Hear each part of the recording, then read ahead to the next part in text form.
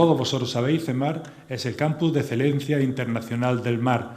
Es un campus que trasciende lo nacional, aun estando constituido fundamentalmente por las 5 universidades andaluzas con litoral, desde Almería hasta Huelva, pero también nuestros vecinos portugueses y marroquíes forman parte de este campus. De alguna forma, las 3 grandes misiones que podemos decir que facilita CEIMAR a través de toda su organización, a través de toda su estructura, es la interconexión y el trabajo en equipo entre nuestras 5 universidades. Y en eso vamos a seguir trabajando, insistiendo durante estos días. Ese trabajo en red, ese trabajo, darnos a conocer lo que están haciendo nuestros vecinos, formar parte de equipos de investigación interdisciplinares, que esa es la metodología para llegar a formar grandes grupos e importantes trabajos de investigación. También CEIMAR trata de favorecer la conexión del tejido empresarial como base para desarrollar un futuro más azul y más limpio. Es importante seguir recalcando la importancia que tiene la conservación del medio marino. Pero esto es difícil, sobre todo si tratamos de compaginarlo con una actividad empresarial que sirva para dar progreso a nuestra ciudadanía, pero que esto no implique un deterioro del medio ambiente. Sé que no es fácil, pero yo creo que estamos sobradamente preparados para abordar este reto. Y probablemente CEIMAR tiene una herramienta muy importante que nos facilite esta conexión, en principio difícil, y son sus laboratorios singulares. Los laboratorios singulares de CEIMAR, como el Aula del Mar de la Universidad de Granada, son centros en los cuales se divulga la ciencia y se conecta con la realidad empresarial más cercana, de manera que, trabajando en esa red que comentábamos antes, podamos llegar a desarrollar pues, esta utopía que os comentaba antes de tener un futuro más azul y más limpio. Pero sobre todo, CEIMAR es una ilusión colectiva que nos permite mirar al futuro con más optimismo, sobre todo ahora que Andalucía ha apostado porque las ciencias marinas sea un objetivo prioritario en la inversión, en el desarrollo de los fondos de recuperación y resiliencia. De manera que yo creo que estamos en un momento justamente muy adecuado para interconectarnos, para llegar a tener una relación mucho más fluida y mucho más intensa entre nosotros y generar importantes trabajos de investigación cooperativos. Y sin más, paso la palabra a don Alejandro Vilar, concejal del Ayuntamiento de Motril, de Juventud y algún otro empeño más. Bueno, muchas gracias. Lo primero, agradeceros esta invitación a esta inauguración de este congreso, de este tercer congreso de jóvenes investigadores del mar, en el que hoy ponemos en valor un papel esencial, ese papel el de nuestros jóvenes, nuestro futuro.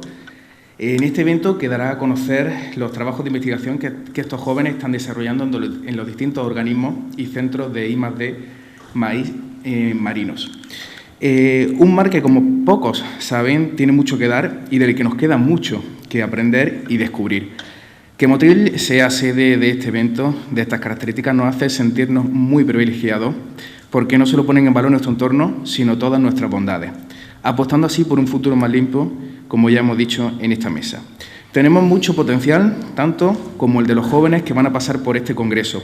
Y eso es lo que nos tiene que dar fuerza para seguir mostrando todo lo que somos y todo lo que podemos llegar a ser. Antes de ya sí me gustaría no extenderme mucho más y daros las gracias por estar aquí en este congreso, a todos los que vais a pasar por este congreso estos 3 días del 6 al 9 de septiembre, y pediros que disfrutéis tanto como lo hacemos nosotros de Motril, de nuestra gente, de nuestras playas y de todas las opciones que nos ofrece esta ciudad. Muchas gracias.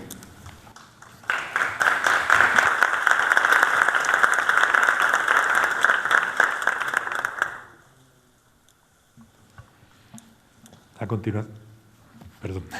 continuación, don Jesús Banqueri, director de Innovación y Transferencia del Vicerrectorado de Investigación de la Universidad de Granada. Gracias, Pedro.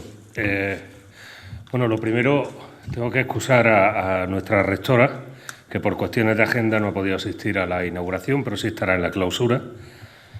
Y, en segundo lugar, felicitar a los organizadores, al Aula del Mar y muy especialmente a Pedro, a Héctor, a María Ángeles, por el trabajo que han desarrollado para una actividad que desde mi punto de vista es extremadamente importante.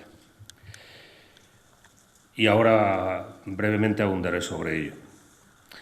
Mención especial quería hacer a la autoridad portuaria, con la que nos une una estrechísima relación, es una alianza estratégica fundamental para el desarrollo de estas actividades de la Universidad de Granada y del Campus de Excelencia en Motril. Por una parte, ha permitido el acercamiento de la Universidad a Motril, una reivindicación de esta tierra desde hace mucho tiempo y que se ha materializado en el Aula del Mar, aunque previamente ya había algunos proyectos que se habían desarrollado. Pero, por otra parte, porque contribuye notablemente a darle visibilidad a la investigación sobre el mar que nos une, como decía, una de las actividades organizadas desde el aula. También quiero, en nombre de la Universidad, agradecer a los patrocinadores por el apoyo económico que hace posible este tipo de eventos. Y, cómo no, a CEIMAR, que es una gran alianza estratégica de todas las universidades andaluzas que tienen litoral, que tienen conexión a través del mar, y nuestro socio del otro lado del estrecho, de Marruecos y de Portugal. Y, por supuesto, felicitar a la Universidad de Cádiz por la forma en que está dirigiendo este magnífico proyecto. Como no, agradecer al Ayuntamiento de Motril que nos acoja en esta ciudad, que sin duda, para los que no la conocéis, pues lo vais a disfrutar estos días, además de que sea un foro de avance científico en vuestra carrera como investigadores. Este congreso pretende ser un punto de encuentro entre diferentes áreas.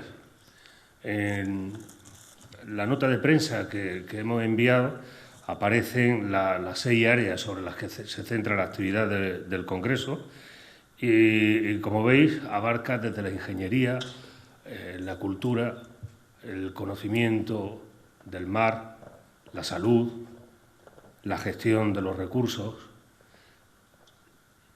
La realidad es multidisciplinar y, por lo tanto, los problemas reales hay que abordarlos desde esa óptica. Hace algunos años pusimos en marcha un proyecto en la Universidad de Granada que le llamamos de efecto pasillo. Con frecuencia los investigadores estamos en nuestros despachos, colaboramos con universidades extranjeras, con otras universidades del contexto nacional y no colaboramos porque no lo sabemos, que en el despacho de al lado tenemos a un compañero que está haciendo cosas que podrían ser interesantes para el avance mutuo de nuestra investigación. Y este proyecto pretendía que la gente hablara entre sí, que se conociera. Creo que este congreso puede ser un foro importante para que no solamente los que pertenecéis a la misma universidad, sino a los que pertenecéis a todas las universidades que integran CEIMAR, para conoceros dentro del mismo área y de otra área, porque en la hibridación de tecnología es donde se producen las innovaciones más interesantes. Y permitidme que haga una brevísima referencia a la innovación. Yo soy el director de Innovación y Transferencia y, por lo tanto, me toca diseñar la estrategia de innovación y transferencia de la universidad y llevarla a cabo. La innovación, dice la Fundación COTEC, que es una fundación empresarial, una fundación privada para fomentar la innovación tecnológica en la empresa y que con carácter honorífico preside Su Majestad el Rey, es una de las principales entidades que promueven la innovación y un observatorio fundamental para la innovación en este país, y definía la innovación como todo cambio, no solo tecnológico, basado en el conocimiento no solo científico, que genera valor no solo económico. Es cierto que la transferencia, en un primer análisis, en una primera derivada, puede tener connotaciones de generación de valor económico, pero hay que dar un paso más allá. Y por eso hacía mención a las 6 áreas de este congreso y, como podéis ver, no solamente están las áreas más directamente implicadas con lo que podría ser o podría estar relacionado con el crecimiento económico, sino también con la cultura, la divulgación. Y prueba de ello es que también está presente el arte, entre comillas, con ese concurso de fotografía. Creo que es un foro interesantísimo para vosotros, jóvenes investigadores. El futuro, soy el futuro, no de la universidad, soy el futuro de esta sociedad. Y creo que en nuestro quehacer diario, los que gestionamos desde las distintas administraciones, tiene que estar siempre presente el dar oportunidades, porque si os damos oportunidades nos sorprenderéis con lo que sois capaces de hacer. Muchas gracias.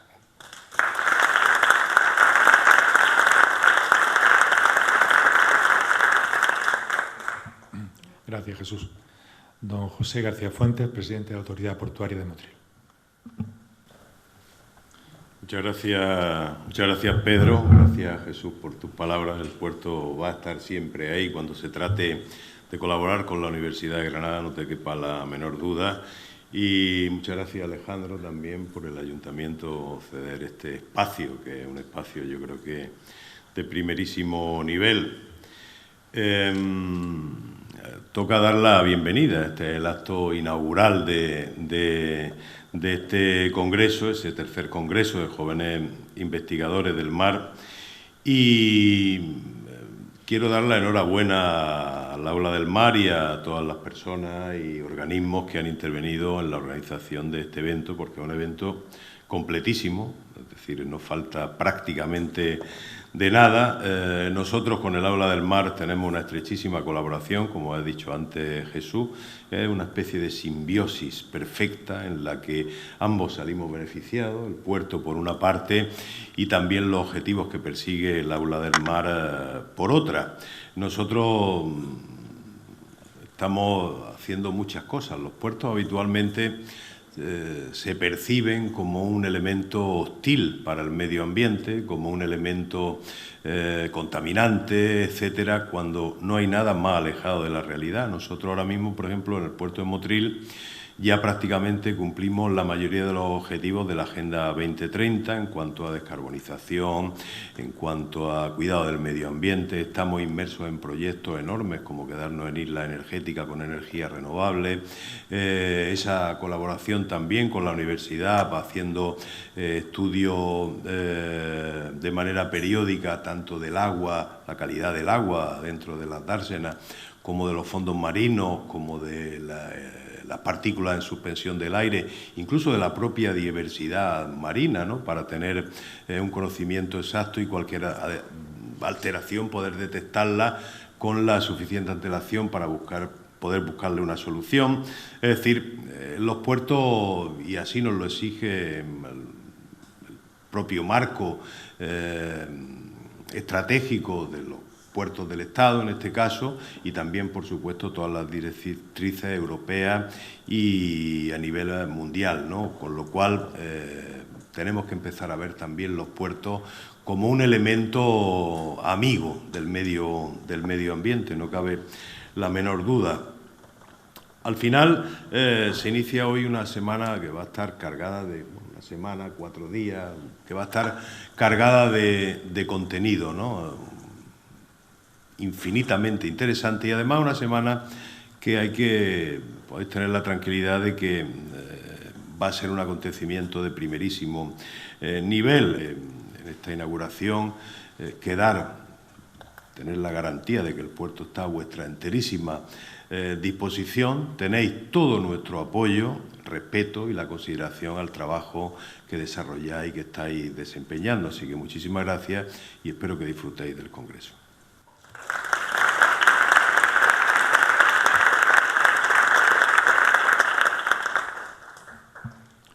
Muchas gracias, José.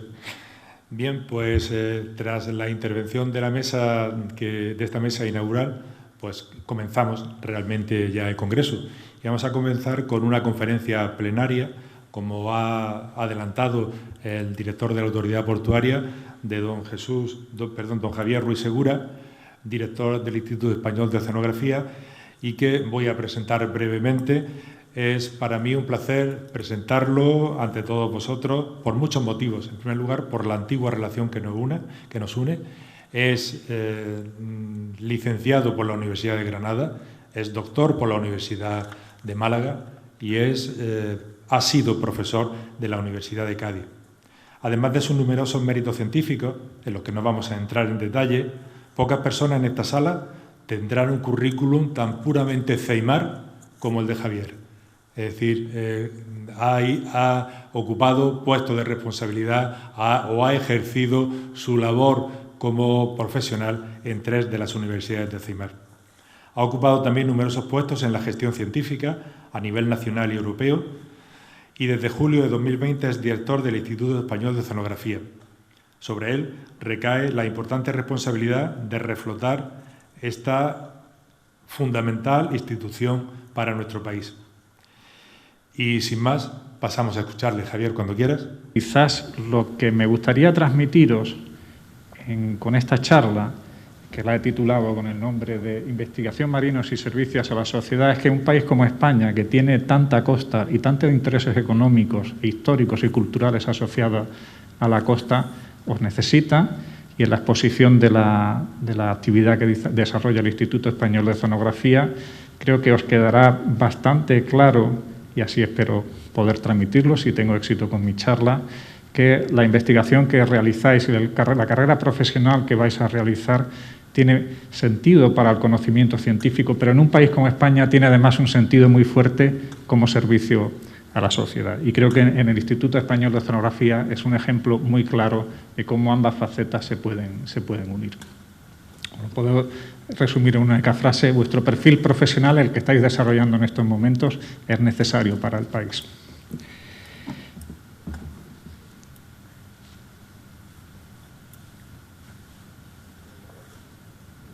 No parece.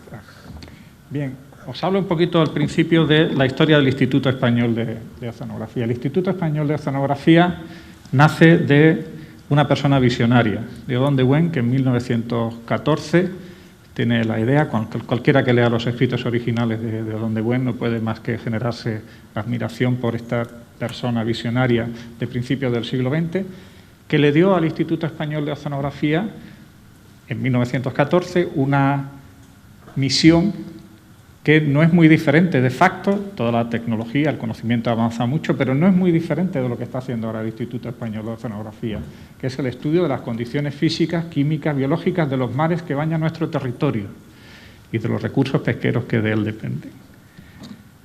Ha avanzado mucho el conocimiento, ha avanzado mucho la tecnología, pero estoy teniendo problemas.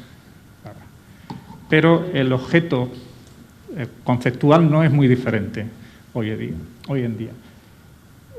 En ese contexto en el que la investigación marina tiene una importancia estratégica para nuestro país, la adscripción administrativa del Instituto Español de Oceanografía ha sido muy diversa. Ha estado en la Marina, en la Secretaría General de Pesca, ha sido organismo público independiente dentro del Ministerio de Ciencia e Innovación y en estos momentos, desde hace muy poco, desde marzo de este año, es un centro nacional del Consejo Superior de Investigaciones Científicas, pero siempre manteniendo esa unidad de acción, esa unidad de criterio y de ejecución de sus acciones.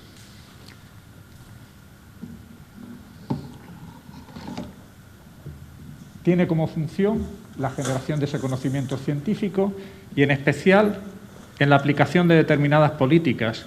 Y, como ha mencionado el presidente de la Autoridad Portuaria, parte de estas políticas nos vienen de Europa, cada vez con más condicionantes medioambientales, y la transcripción de esas políticas comunitarias, de esas directivas que vienen de Europa a la legislación española, se exige que tenga un asesoramiento científico. Es decir, la Comisión Europea, la Unión Europea cada vez exige más en cuestiones medioambientales que tengan una base científica sólida.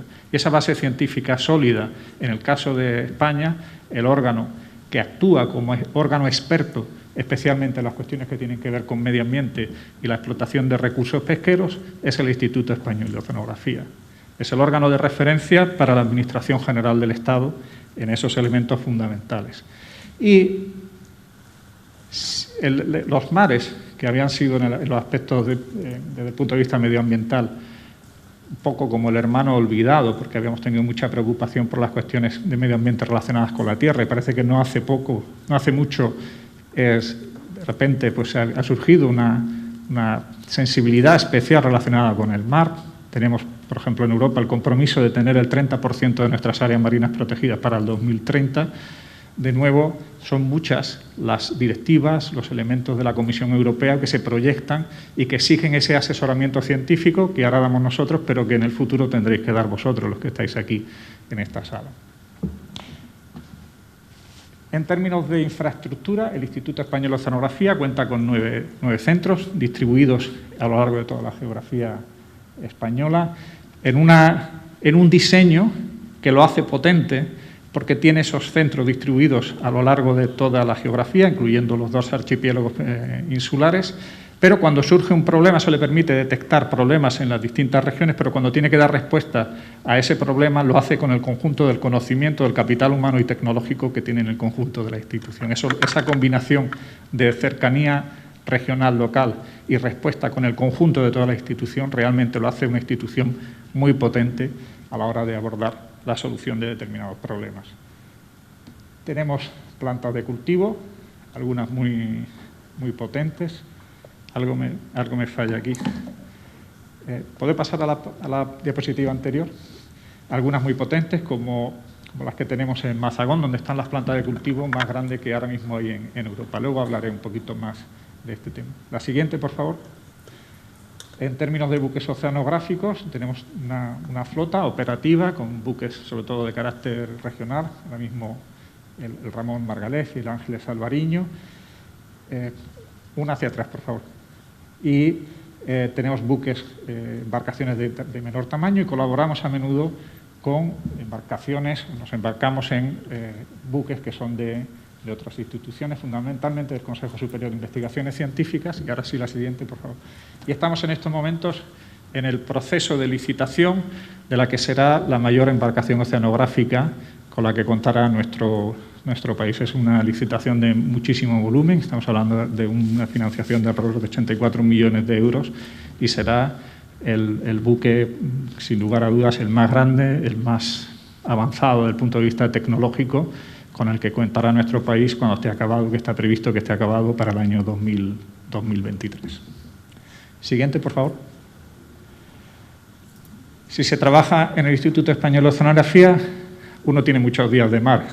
Es casi una condición sine qua non. No todos, porque tenemos mucha diversidad de experiencia, pero la cantidad de días de embarques que se realizan en el Instituto Español de Oceanografía son altos. Es decir, tenemos probablemente una de las tasas de embarque mayores de Europa, desde luego la mayor de España, porque por nuestra propia actividad y los encargos que nos hacen, tenemos los investigadores de nuestra institución tienen que pasar muchos días en el mar. Siguiente, por favor. En términos de infraestructura, tenemos una dotación de infraestructura potente aplicada a los distintos elementos, a los distintos ámbitos temáticos, que van desde infraestructura necesaria más clásica, como pueden ser las redes de pesca, hasta rosetas de CTD, landers y el robot, ahora hablaremos más tarde, el que se ha hecho famoso en este año, que es el Lilopus, que es un robot de operación submarina con capacidad de bajar hasta 2.000 metros de profundidad. ¿Por qué tenemos esa diversidad? Tenemos esta diversidad de equipamiento porque, de facto, las áreas temáticas que tiene que tocar el Instituto Español de Oceanografía son muy amplias.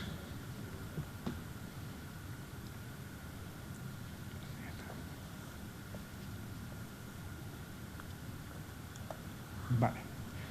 Destaco aquí las cuestiones relacionadas con acústica, no solo con determinaciones de biomasa de peces, que era, digamos, lo clásico, con la capacidad, sino también con la capacidad de saber las características del suelo y del subsuelo de los océanos.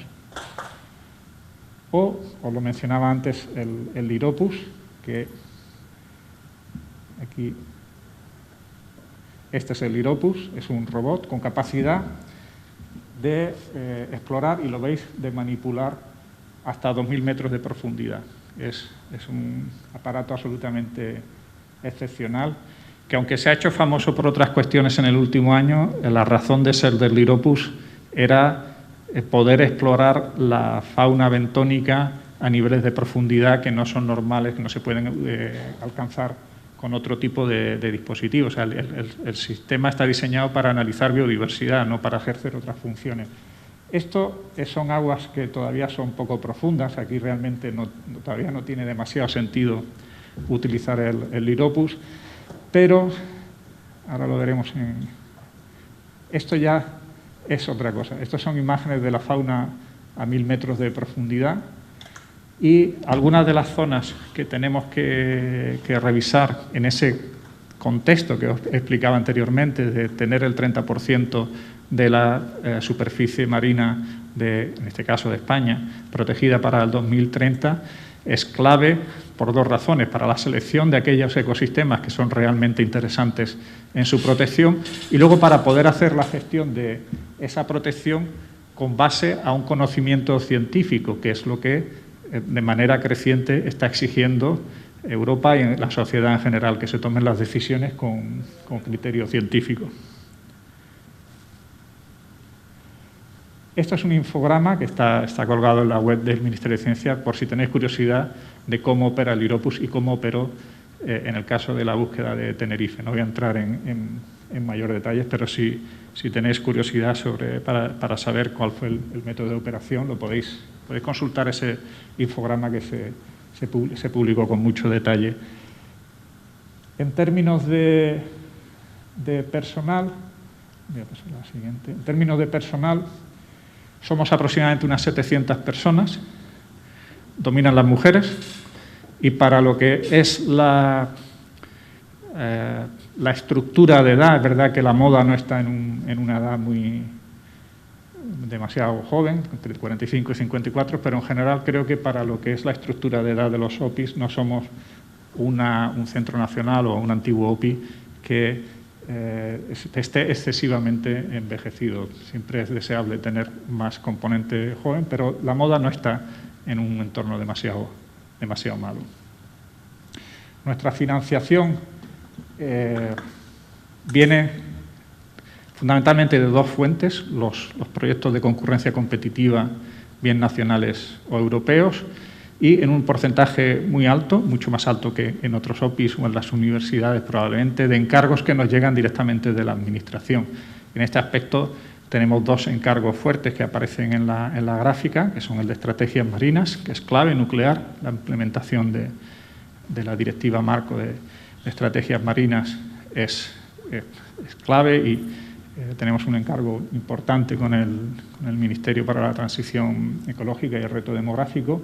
Y luego lo que le llamamos AIFEN, que son Fondos Europeos Marítimos de la Pesca, en el cual la Comisión Europea, en lugar de determinadas parcelas de financiación, las proyecta sobre organismos de gestión, esperando, en el caso concreto del Instituto Español de Oceanografía, que se haga trabajos, labores de investigación con esa financiación que viene de Europa. Esa proporción de dinero que viene a través de los ministerios, en el caso del Instituto Español de Oceanografía, es bastante mayor que en el caso de otros OPIs, donde la concurrencia viene básicamente a través de proyectos. Eso le ha hecho más resiliente frente a crisis en la financiación de la investigación más básica, más pura, que ante una situación de dificultad pues es más fácil renunciar a ella que a elementos esenciales que necesita el Estado, porque aquí lo que estamos hablando de nuevo es de un país con mucha costa, con mucho mar, con muchos intereses marítimos, y que necesita tener ese asesoramiento experto por parte de la ciencia.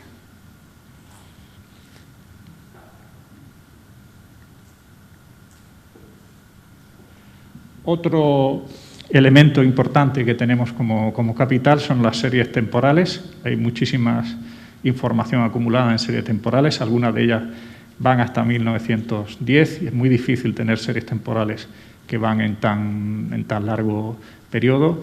Y aparte que a lo largo de la historia de la institución pues hubo componentes visionarios que decidieron implementar una serie de series temporales, como son las radiales, que ahora mismo nos están permitiendo detectar muchos elementos, entre ellos elementos asociados al cambio climático, de los que hablaré más tarde. Esto es un poco lo que os comentaba antes, son las líneas de trabajo conectadas con distintos marcos geográficos. A nivel internacional es importante la participación y es el órgano, de nuevo, el órgano asesor de España cuando España firma determinadas convenciones y tratados internacionales en los que es necesario asesoramiento experto.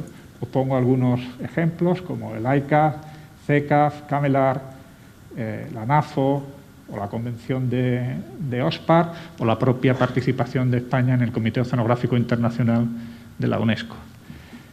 En el caso de la Unión Europea es un poco lo que comentaba. Hay políticas medioambientales o pesqueras de la Unión Europea que llevan asociadas un determinado asesoramiento científico, un asesoramiento experto. Cuando se transcribe esa normativa europea a la legislación española, el órgano que actúa de asesoramiento para esa normativa, asesoramiento científico, es el Instituto Español de Oceanografía. A menudo en cooperación con otros OPIs, con otros agentes, pero de forma, o sea, legalmente, el Instituto Español de Oceanografía tiene esa encomienda como órgano experto de asesoramiento tanto al Ministerio para la Transición Ecológica como al Ministerio de Agricultura, Pesca y Alimentación. Y luego, bueno, a menudo en las comunidades autónomas demandan ese conocimiento científico en el mar y siempre que tenemos la oportunidad de asesorar, aunque no lo tenemos en nuestro mandato como institución, pero si alguna comunidad autónoma nos exige algún tipo de asesoramiento científico y podemos dárselo, pues trabajamos y colaboramos. Os he mencionado antes los centros oceanográficos que consta el Instituto Español de Oceanografía, que están repartidos por toda la geografía española.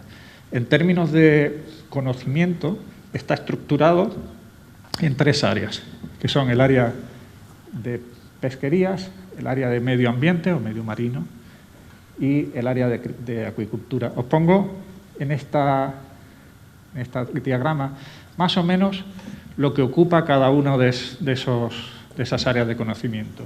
De facto, aunque aquí el número de proyectos de pesquería es mayor, la financiación, que en el caso de medio ambiente, la financiación que ahora mismo ejecuta el Instituto Español de Oceanografía en cuestiones relacionadas con el medio ambiente es mayor que la que ejecuta en temas relacionados con pesquería. De alguna manera, no es más que... Y eso ha cambiado muy rápidamente.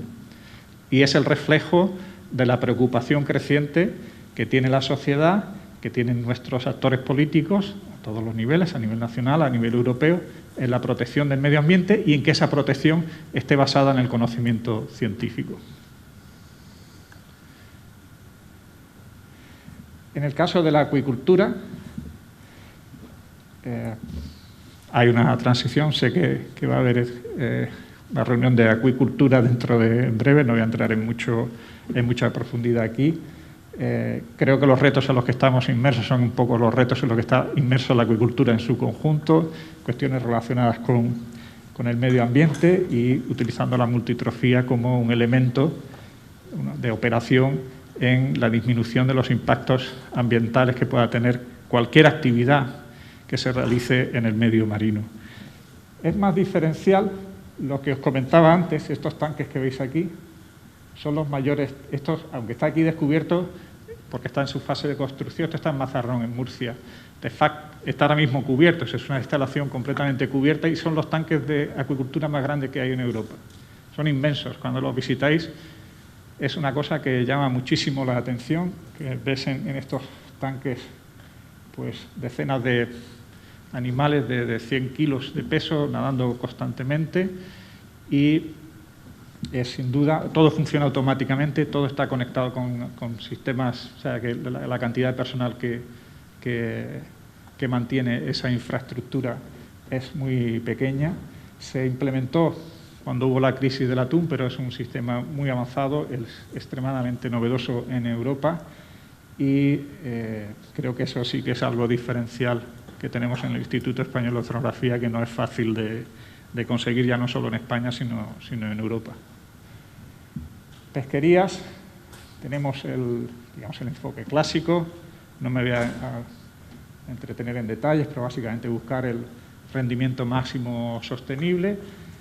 Esa es la clave de la política pesquera, o sea, de cualquier explotación por parte de la Unión Europea, es que la explotación se haga bajo las premisas del rendimiento máximo sostenible, cosa que se ha alcanzado en casi todos los stocks de la parte atlántica, pero ahora mismo esa no es la situación en el Mediterráneo y efectivamente hay una situación muy crítica en el Mediterráneo y de nuevo se requiere ese asesoramiento científico porque la Comisión Europea quiere que el Mediterráneo también se explote bajo esa premisa de rendimiento máximo sostenible y la transición se tiene que hacer con base al conocimiento científico. Pero además, aunque la base sobre la que se explota ahora mismo la actividad pesquera es sobre la base del rendimiento máximo sostenible, está habiendo un cambio de paradigma que no viene de ahora mismo, viene, digamos, en un movimiento que empieza como ahora unos 10 o 15 años, que conceptualmente es fácil de poner encima de la mesa, científicamente es muy difícil resolver, que es pasar de la sostenibilidad del stock que está siendo explotado a la sostenibilidad del ecosistema donde está siendo explotado ese stock, lo que se llama la aproximación ecosistémica de pesquería. Tener en cuenta, de nuevo, está reflejando la progresión de la sociedad en la protección del medio ambiente, en que cualquier actividad humana que se haga tenga en cuenta, tenga en consideración el medio ambiente, incluyendo las pesquerías. Como digo, es un cambio que se dice con relativa rapidez, pero desde el punto de vista conceptual, científico, la aplicación del principio ecosistémico demanda, es una revolución y no es algo que en estos momentos esté completamente resuelto y yo, de hecho, creo que más labor es algo que os dejamos para vuestra generación, los que estamos ya peinando canas, porque desde el punto de vista conceptual y del conocimiento científico que hay que generar es muchísimo. Aunque se plantea y suena muy bonito, la aproximación ecosistémica, llevarla a cabo es muy, muy compleja. Pero por esa es la vía en la que va, esa es la vía en la que marca la sociedad y como la sociedad marca esa ruta, los que tienen que tomar decisiones sobre la legislación lo toman en sintonía con esos deseos y la ciencia tendrá que dar respuesta a esa demanda que en último término viene de la sociedad.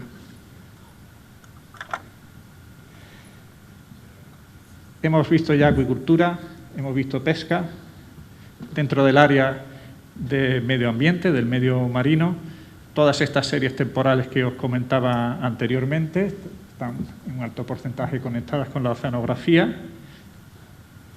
y nos están llevando, en algunos casos, a ser capaces de detectar los efectos del cambio climático, especialmente en algunas zonas como el Mediterráneo. El Mediterráneo, al ser un mar más pequeño, tiene una inercia menor que el conjunto de los océanos y responde menos resiliente, responde más sensible, responde con más rapidez frente a cualquier cambio y así lo han detectado algunos de los estudios que han hecho nuestros científicos y no solo en las variables físicas, es decir, no es que se observe una tendencia en la temperatura del agua de mar del Mediterráneo, sino que también se está empezando a observar en la composición de fitoplancton y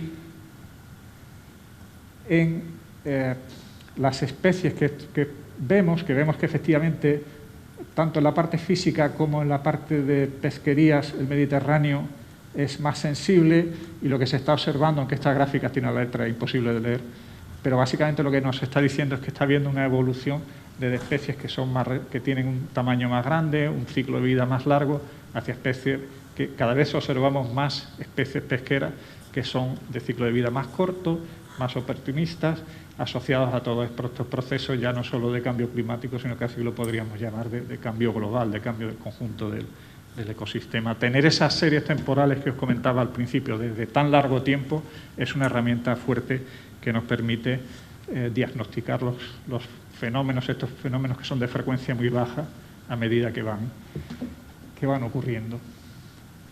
Estrategias marinas. Si recordáis, os comentaba que en el área de medio ambiente hay una En el área de pesca estaba la política pesquera común, en el área de medio ambiente la gran estrella es estrategias marinas. Estrategias marinas ahora mismo ocupa una cantidad ingente de recursos humanos y materiales en el trabajo que se hace en medio ambiente. También recibimos bastante financiación por parte del Ministerio de Transición Ecológica para ejecutar ese trabajo científico. Estrategias marinas, para los que no estéis muy familiarizados, y si no estáis muy familiarizados deberíais estar familiarizados porque vuestro futuro profesional, o al menos una parte de vosotros, puede que vaya conectado al desarrollo de esta normativa europea. Básicamente, lo que hace es un montón de descriptores, hasta 11, que abarcan desde el ruido, la integridad del suelo del mar, contaminantes, especies que están siendo explotadas, y todo lo que de alguna manera caracteriza el ecosistema a través de una serie de descriptores que exige que los países que son miembros de la Unión Europea procuren que estos descriptores estén detectando un buen estado ecológico del ecosistema.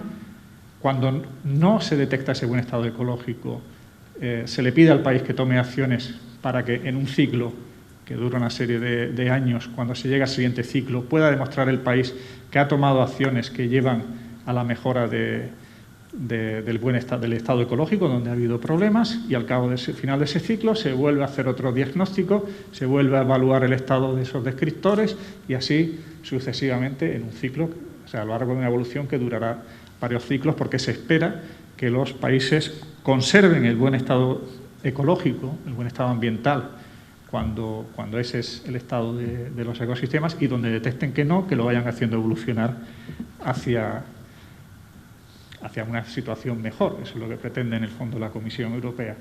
Pues todo ese proceso de diagnóstico del estado, de las presiones y en parte también de las propuestas de actuación, que ahí no tanto, el asesoramiento científico recae sobre el Instituto Español de Oceanografía, en colaboración con otras instituciones como el CEDEX, hay otras instituciones que participan, pero la parte que es fundamentalmente relacionada con el ecosistema, en un alto porcentaje, ese asesoramiento experto al Estado para que pueda el Estado implementar esas estrategias marinas recae sobre esta institución.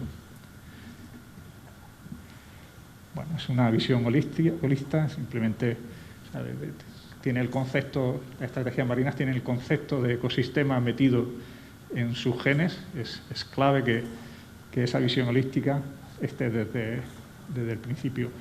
Dentro de medio marino, esto es un cambio temático, pero dentro todavía del área marina, de nuevo, en ese asesoramiento experto para los intereses del país, hay cosas que están relacionadas con el ecosistema, y otras veces el asesoramiento que se le pide al Instituto Español de Oceanografía es para los intereses del propio Estado. Es el caso de la zona económica exclusiva, que bajo la ley del mar, las aguas territoriales, la zona que es económica exclusiva de cada país, se puede extender más allá de los límites que actualmente marcan la legislación, si el país es capaz de demostrar que geológicamente su plataforma continental responde a una formación geológica que se extiende más allá de los límites que legalmente están reconocidos como términos generales en el océano.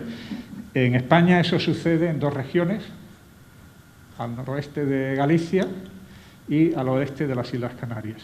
Pues en colaboración con otras instituciones, el Instituto Español de Oceanografía contribuye con ese conocimiento científico para que nuestro país, como Estado, pueda solicitar a las Naciones Unidas la extensión de la zona económica exclusiva, de sus aguas territoriales.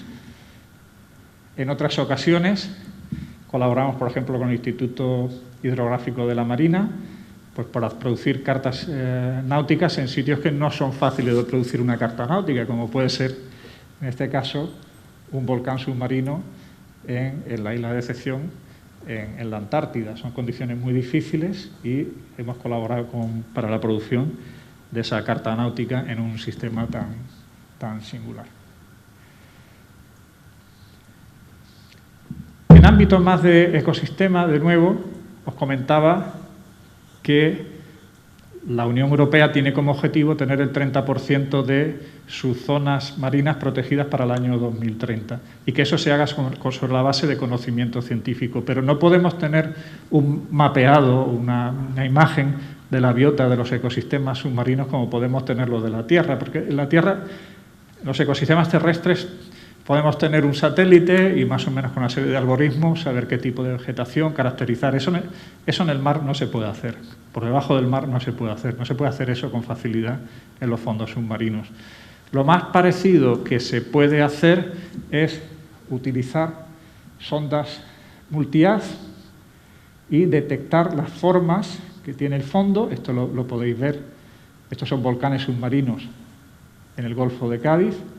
Y son ecosistemas especiales, son singulares, son especialmente vulnerables, y si tenemos que hacer una selección de la zona a proteger, pues ese desde luego es un objetivo al que tenemos que apuntar. En otros casos, lo que se hace es,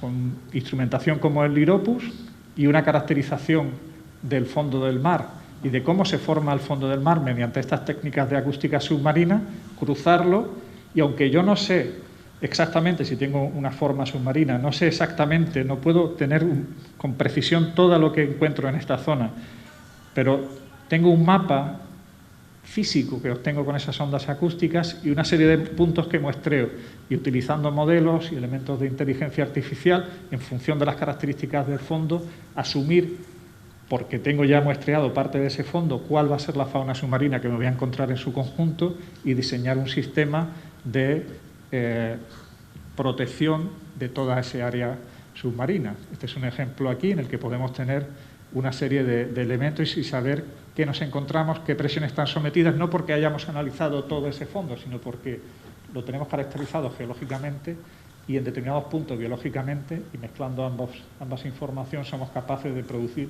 un mapa de la fauna del conjunto de la zona.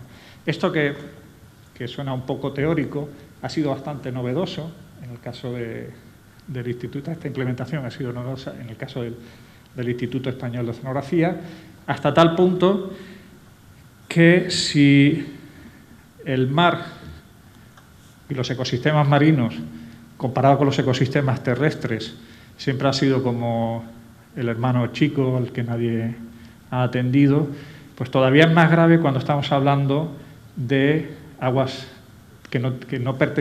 aguas internacionales, que no están bajo la jurisdicción de ningún país, porque tienen, por un lado, la característica de ecosistemas marinos a los que el ser humano, por desgracia, no es tan sensible como los ecosistemas terrestres, más el hecho de que no hay ningún país que pueda ejercer su jurisdicción sobre esa zona. Son sistemas muy vulnerables a la acción, porque no rige ninguna ley ambiental de ningún estado en esas zonas. Un caso que hemos trabajado y que se nos pidió y hemos ejecutado es en la zona de la plataforma continental de Argentina, en el que hay flota fundamentalmente asiática, pues que básicamente no tiene ley, y casi que lo único que tienes como herramienta para evitar que ecosistemas que son interesantes, que son vulnerables, no se degraden, es dar a conocer mediante las técnicas que os acabo de explicar que efectivamente esas zonas están ocupadas por sistemas muy, muy valiosos desde el punto de vista ecológico.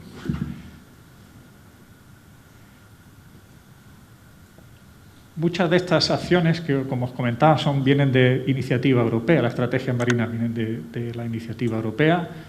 La de protección de los espacios marinos también son iniciativas europeas.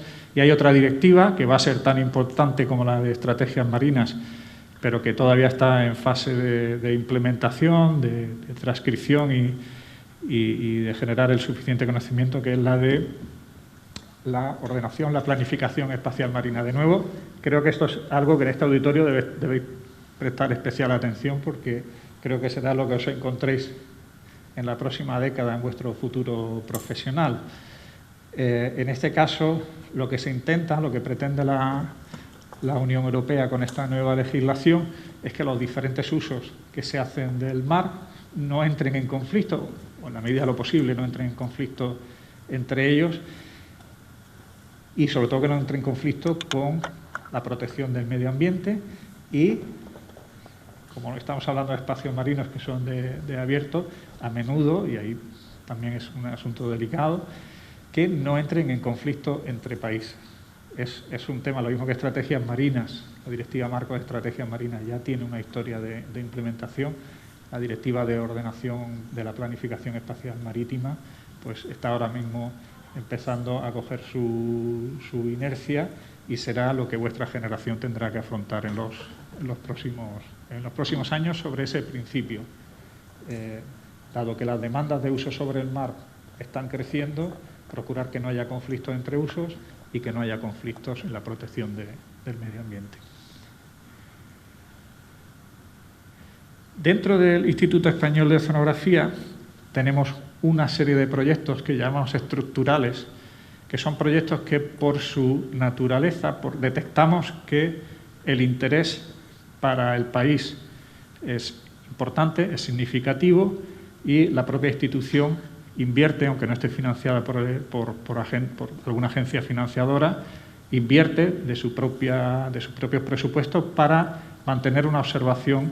Normalmente suele ser para mantener una observación en el tiempo. Uno de estos ejemplos es el Mar Menor, que pues participamos, los investigadores del Instituto Español de Oceanografía participaron activamente en el diagnóstico del 2016, han participado muy activamente en el diagnóstico del 2021, en lo que estaba ocurriendo, y eso ha sido gracias a la existencia de estos proyectos estructurales que nos permiten medir pues todas las características físicas, químicas y biológicas de la laguna, independientemente de los vaivenes que siempre los hay de las agencias financiadoras. Necesitan una financiación más estable y el Instituto de sus propios presupuestos deriva financiación para ejecutarla. Bien, esto es también el Mar Menor. Otro elemento que hemos calificado como estructural o que se está ejecutando como estructural en el Instituto Español de Oceanografía es el volcán del Tagoro, el vulcanismo que se produjo en las Islas Canarias. A los pocos días de que hubiera el problema, no sé si lo recordáis, en Canarias pues, emergió un volcán casi de la noche al día y puso en peligro las poblaciones costeras. Pues en muy poco tiempo había un buque del Instituto Español de Oceanografía, el Ramón Margalef, que estaba encima de la zona y colaborando con otros agentes. Nosotros no somos aquí, en este caso, no somos el agente fundamental que tiene que determinar sobre este problema, pero sí aportamos información a los agentes que tienen que tomar decisiones sobre este tema y, de hecho, lo calificamos como un proyecto estructural y tenemos una observación sistemática permanente de las actividades. Aquí lo podéis ver con las tecnologías de las que disponen nuestros buques oceanográficos, pues podemos caracterizar cuál es la actividad volcánica que se produce en cada momento. Incluso estamos planteándonos la posibilidad de poner algunos sensores con carácter permanente en la zona. Ya fuera un poco de lo que son las actividades de las tres áreas de conocimiento, de acuicultura, pesca y medio ambiente, y de los encargos como pueden ser estrategias marinas o los proyectos de investigación, incluyendo los que os he comentado como estructurales, a menudo, por el conocimiento que tienen los técnicos de nuestra institución y por las infraestructuras científico-técnicas de las que disponemos, a menudo la Administración española nos solicita asesoramiento en elementos muy puntuales, concretos. No son parte esencial de la actividad investigadora que desarrollamos, pero cuando nos piden asesoramiento o apoyo o ayuda en alguno de estos elementos, como órgano que tiene el Estado para soporte en cuestiones de oceanografía e investigación marinas, tenemos la obligación de estar ahí. Uno de estos casos fue el accidente marino, en este caso fue el del Prestige, pero hay otros por ejemplo, en tema de desastres naturales, el Instituto Español de Oceanografía forma parte del Consejo Nacional de Seguridad Marítima. El director o quien la persona que él designe, cada cierto tiempo, tiene que asistir a reuniones del Consejo Nacional y asesorar y apoyar y dar asesoramiento experto para cuestiones que fundamentalmente tienen que ver con el medio ambiente o con la posibilidad de que ocurran determinados desastres naturales como deslizamientos, tsunamis. Sabéis que ha habido una comisión recientemente para determinar las amenazas provenientes de tsunamis. En esa comisión, entre otros agentes, no solo el Instituto Español de Oceanografía, pero formamos parte de esa comisión. Otro elemento que quizás no es muy conocido, pero al que damos apoyos en términos de arqueología subacuática. A menudo esto viene a ser en conexión con todas las que yo conozco se han producido en conexión con la Guardia Civil, porque tiene algún tipo de información de que en determinada localización puede existir un pecio. Y con las infraestructuras que tenemos, que normalmente implican ver un poquito para atrás y para adelante, primero porque puedes tener una localización geográfica que no es muy precisa, entonces lo primero que haces es un barrido con este sonar de barrido lateral. Si ves que hay algo más, digamos, que te puede llevar a la sospecha de que en ese punto hay algún pecio hundido, pues entonces ya empiezas a utilizar técnicas de barrido lateral, pero mucho más precisas en la localización del pecio, y si ya la cosa pues ves que sigue, digamos que va incrementándote tus sospechas de que hay algo, pues entonces lo que entra en acción el LIROPUS y es capaz de ver este tipo de elementos. Ya tienes la certeza al 100% de que tienes un pecio con valor arqueológico, porque a veces la información que recibe la Guardia Civil, pues parece que hay algo, pero bueno, a veces es un pecio que de verdad tiene valor arqueológico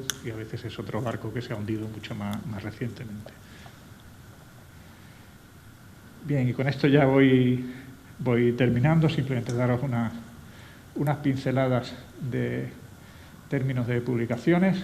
Veis que va creciendo. Igual con informes de asesoramiento, tienen a veces su parte cíclica, aunque veis aquí en rojo son los de pesca y en azul veis los de medio ambiente, que da la sensación de que hay muchos informes de la parte de pesca y pocos de medio ambiente. Eso es cierto, pero también os digo que a menudo los de medio ambiente tienen mucho más peso, no que sean, o sea, suelen ser asociados a problemas muy, muy contundentes. Por poneros un ejemplo, el informe que hicimos del Mar Menor el año pasado acabó colgado en la página de la Moncloa, es decir, que la trascendencia de los informes de medio ambiente es muy grande.